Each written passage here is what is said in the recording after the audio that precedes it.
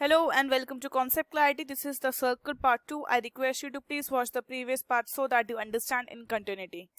And before this important announcement, if you want the full channel access in which you will get Tempest, Merchant of Venice, Bio and History Civics all the chapters, then pay rupees 119 per month. For that, click on the join button and the link of the join button is given in the description box of this video.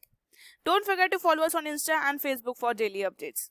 देखिए हम already एक theorem कर चुके हैं जिसमें हमने describe करा था या हमने प्रूफ भी करा था साथ ही साथ कि a straight line drawn from the centre of the circle to bisect a क्वाड, और हमने ये कहा था कि द क्वाड शुड नॉट बी द, हमने बोला था कि डायमीटर नहीं होगा तो फिर जो क्वाड होती है वो राइट एंगल पे इंटरसेक्ट करती है। ठीक है, तो अगर मैं उसका पिक्टोरियल डायग्राम आपको दिखाऊं तो जैसे अगर this is my centre of the circle, तो मैंने कहा था कि सेंटर ऑफ द सर्कल से कि हमें सिंपली क्या करना है, जस्ट अ सेकेंड, हाँ, सेंटर ऑफ द सर्कल। अब हमारा सेंटर ऑफ द सर्कल है ये, let's say this is my centre of the circle, और हमने कहा कि अगर कोई क्वाड थी, हमने डिस्क्राइब करता कि अगर कोई क्वाड है तो अगर वो किसी भी कोई भी लाइन अगर उससे सेंटर ऑफ द सर्कल से अगर आती है तो वो उसे बाइसेक्ट करती है, और हमने प्रूफ करता है कि जब वो बाइसेक्ट करेगी तो एंगल 90 डिग्री होता है। आज हमें कन्वर्स प्रूफ करना है कि अगर द परपेंडिकुलर टू अ क्वाड from the centre of the circle bisects that line, मतलब if this is my centre of the circle, तो मेरे को बताना है कि अगर कोई भी क्वाड पे कोई भी सेंटर ऑफ द लाइन से अगर हम लोग परपेंडिकुलर ड्रॉ करते हैं, मतलब ये अब बताया हुआ है कि ये परपेंडिकुलर लाइन है already, this is perpendicular angle, तो फिर हमने कहा हमें बताना है कि ये जो लाइन होती है वो बाइसेक्ट होती है, मतलब इक्वल पार्ट्स में डिवाइड होती है।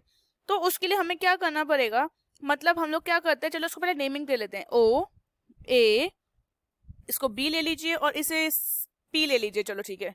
अब हमें ये बताना है कि ए पी इज इक्वल, अब मैं यहाँ पे लिखती जाती हूँ फॉर योर कन्वीनियंस कि we what we have to prove कि A P is equal to P B, ये हमें करना है प्रूफ।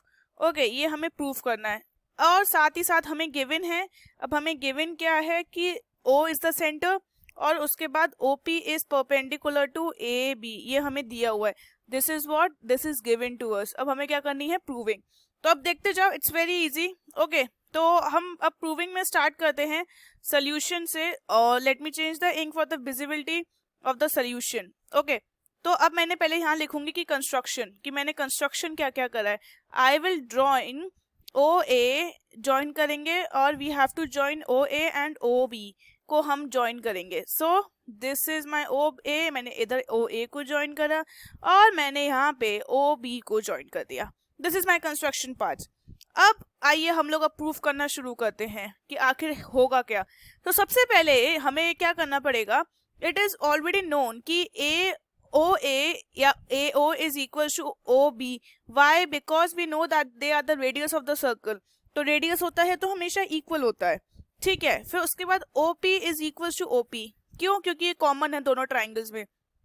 ओके, हम लोग कौन कौन से ट्राइंगल कंसिडर करें, मैं यहाँ लिख देती हूँ, in triangle O A P and triangle O P B, ये मेरे ट्राइंगल्स हैं। ओके, तो इनके में हम लोग कंसिडर कर रहे हैं। ओके, अब लास्ट में आता है कि हम लोग क्या लेंगे, एंगल, की एंगल ओ पी ए, ये वाला एंगल आपका हो गया, ये 90 दिया हुआ है, is equal to angle O P B, क्या दिया हुआ है, दैट दे आर 90 डिग्री। क्यों 90 डिग्री? क्योंकि दिया हुआ है ऑलरेडी, परपेंडिकुलर है, मैंने ऑलरेडी लिखा हुआ है कि it is given they are perpendicular.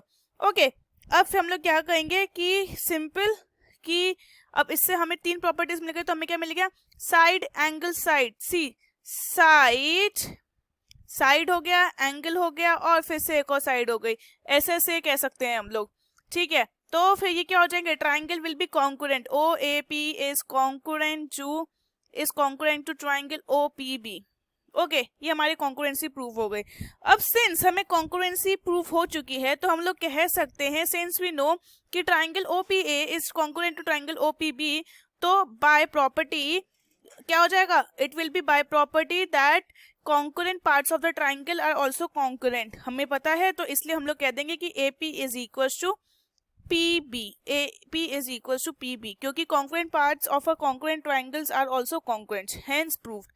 Okay, hence this is proved. ये आपको सिंपल करना था, ये आ सकता है 3 मार्क्स में, so you must watch it.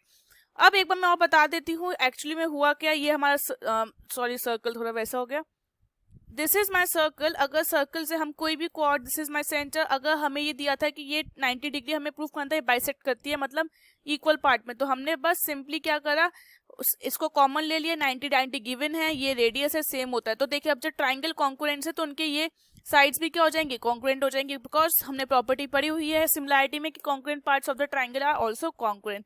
Hope you understand this. If you like this video, kindly share the video with your friends and don't forget to follow Code Effectively and also Concept Clarity, our channel.